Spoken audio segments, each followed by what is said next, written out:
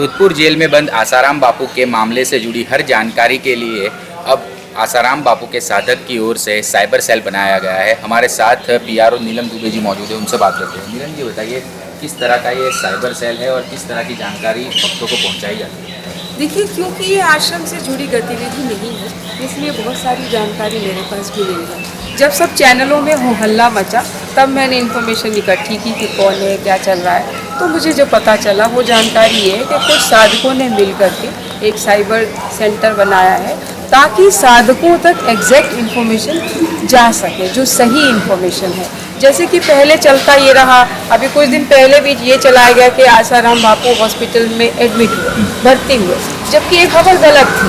तो अब हम साधकों तक कैसे बताएं? साधकों के यहाँ धड़ाधड़ फ़ोन आने लग गए, तो जितनों के फ़ोन आए उनको तो हमने बताया कि भाई नहीं, भर्ती नहीं हुए थे, चेकअप के लिए गए थे, चेकअप के बाद वो वापस आ गए। तो जो साधकों ने ये ग्रुप बनाया है, ये साइबर सेंटर उन्होंने बनाया है, उन्होंने इन्फॉर्मेशन एग्जैक्ट ली कि बापूजी कितने बजे अस्पताल गए, किस बीमारी का ट्रीटमेंट के लिए वो गए और कब वो वापस आए। उन्होंने एग्जैक्ट इन्फॉर्मेशन फिर अपनी साइबर सेल में निकाल दी। तो मेरे ख्याल से मुझे जो जानकारी मिली है वो 60 से 70 लाख लोगों तक उन्होंने एक साथ इन्फॉर्मेशन दे दी। तो कम से कम वो 60-70 लाख लोग तो हमारे आश्रम के गेट पे नहीं आए हमसे क्वेश्चन करने।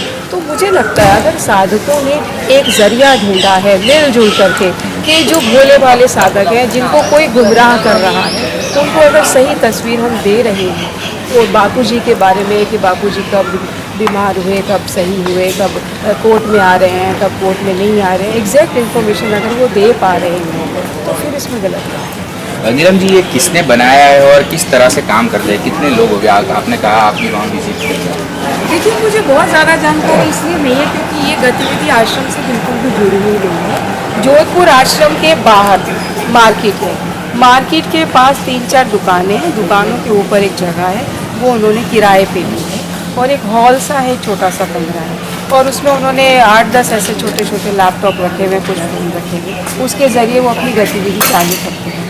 और मैंने पूछा भैया फंडिंग कौन करता है, तो आश्रम का कोई भी व्यक्ति उनके साथ नहीं जुड़ा हुआ। लेकिन आश्रम में आने वाले साधक जन जिनके पास कैपेसिटी है, जिनके पास इच्छा है, वो अपनी इच्छा से उन्होंने ग्रुप बना के कुछ पैसे इकट्ठे किए और ये सेवा उन्होंने शुरू की। और क्योंकि शिवा के पास इन्फॉर्मेशन रहती है, वो कोर्ट जाते रहते हैं और वो भुक्तभोगी हैं, वो केस में शुरू से जुड़े हुए हैं, तो उनको एग्जैक्ट इन्फॉर्मेशन मिल जाती है। तो शिवा इन्फॉर्मेशन डिलीवर कर देते हैं और इन्फॉर्मेशन आगे पहुँच जाती है। ठीक है, आपने बताया कि आश्रम पूरी तरह से इसमें इन्वॉल्व है, लेकिन क्या आपको लगता है कि ये सही माध्यम है लोगों तक बापू से जुड़ी जानकारी, सही जानकारी पहुंचाने का? कितना मजबूत मानते हैं, कितना सार्थक मानते हैं? देखिए, अगर साधकों को उनके सवालों का जवाब मिल रहा है और साधकों को तसल्ली मिल रही है तो मुझे नहीं लगता इसमें गलत है। क्योंकि साधक जितने भी चैनल देखते थे उसको देख कर के वो परेशान होते थे और फिर आश्रम के गेट पे आके वो दुखी होते थे, रोते थे, धोते थे और हमारे पास कोई जवाब ही नहीं होता था क्योंकि हमारे पास कोई जरिया ही नहीं था कि हम उनको इन्फॉर्मेशन दें। हमारे पास सिर्फ एक मासिक पत्रिका है ऋषि प्रसाद, उसमें हम एग्जैक्ट इन्फॉर्मेशन दे देते, लेकिन वो महीने में एक बार आती है। फिर एक हमारे पास ऋषि दर्शन है, वो भी महीने में एक बार आती है सीडी, उसमें भी हम इन्फॉर्मेशन दे देते हैं कि बापूजी की परिस्थिति इस समय ये चल रही है, कोर्ट में ये कार्रवाई चल रही है, जो भी इन्फॉर्मेशन साधकों को लगता है हमें देनी चाहिए हम दे देते हैं। लेकिन दिन पर दिन जो आपका 24 घंटे का चैनल है, अगर वो अफवाहें फैलाएगा, साधक परेशान होगा, दुखी होगा, कोई आत्महत्या करेगा, कोई खाना छोड़ देगा, कोई जॉब पे जाना छोड़ देगा, तो ये पाप तो कम से कम ना हो। अगर इस पाप से बचने के लिए कुछ साधकों ने मिल करके अपनी कमाई का कुछ पैसा जोड़ करके सही इन्फॉर्मेशन देने का एक माध्यम ढूंढा है तो मैं नहीं समझती है गलत। बिल्कुल, नीलम दुबे जी का साफ कहना है कि इस मामले में, साइबर सेल में आश्रम का सीधे तौर पर कोई इन्वॉल्वमेंट नहीं है। कुछ साधकों ने मिलकर आसाराम बापू के मामले से, केस से जुड़ी जानकारी भक्तों तक पहुंचाने के लिए ये साइबर सेल की रचना की है। अहमदाबाद से हितल खत्री के साथ पूराव पटेल, न्यूज़ नेशन। पंकज, ये बताइए कि फिलहाल बापूजी जेल में है, तबीयत भी नादुरुस्त है थोड़ी। आपके जीवन में बापू का महत्व क्या है और क्या देखते हैं, क्या उम्मीद है आपको? बापूजी एकदम निर्दोष हैं और देर सवेर सच्चाई सामने आएगी समाज में। संतों को जिन्होंने भी सताया है उनको प्रकृति अच्छे से देगी।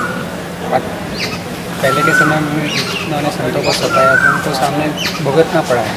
बापूजी की ऐसी तबीयत ढीली चल रही है, उसके बाद भी सरकार और शासन अभी भी चुप है, ये बहुत सोचने वाली बात है। एक संत जिन्होंने 50 सालों से समाज को इतना कुछ दिया, समाज से कोई अपेक्षा नहीं रखी, और बापूजी अपना पूरा जीवन समाज के लिए लगाए हुए हैं, उसके लिए भी आज समाज को वेदना नहीं हो रही है, बड़ी सोचने वाली बात है। कान्हा, ये बताइए कि बापूजी कई मतलब सालों से जेल में है अभी फिलहाल, तबीयत भी नादुरुस्त है, आपके जीवन में क्या महत्व है उनका और कब तक उम्मीद है आपको, क्या मानते हैं? जी देखिए, मेरे लिए तो वो मेरे भगवान हैं और हमेशा रहेंगे, और वो थे भी, क्योंकि मैं बचपन से ही डिसलेक्सिक था। तो उनसे दीक्षा लेने के बाद जो मेरे में बदलाव आया है, तो उसको मैं कभी नहीं भुला सकता। मेरी डिसलेक्सिया चली गई और मेरी आगे पढ़ाई में भी प्रवृत्ति हो गई और मेरे अच्छे नंबर आने लग गए, मैं क्लास में टॉप 5 में आने लग गया। तो बापूजी से जो मिला है मुझे, और करोड़ों साधक है बापूजी के, ऐसा नहीं कि सिर्फ मैं ही हूँ, बापूजी की जितने साधक हैं, जितने बापूजी से लिंक है लोग, उन सबको कुछ ना कुछ अनुभव है, और ऐसा अनुभव है जो कभी भुलाया नहीं जा सकता। किसी की शराब छुड़ाई बापूजी ने, जो कि शराब छुड़ाना तो इतना कठिन कार्य होता है, किसी की जान बचाई बापूजी ने। तो ऐसे बहुत से काम किए बापूजी ने समाज के लिए, और इतनी छोटी सी बात, वो भी एक बोगस केस में बापूजी को फंसाया जा रहा है। मैं सिर्फ इतना कहना चाहूँगा कि बापूजी जल्द से जल्द छूट के बाहर आएंगे, और वो भी निर्दोष छूट के आएंगे।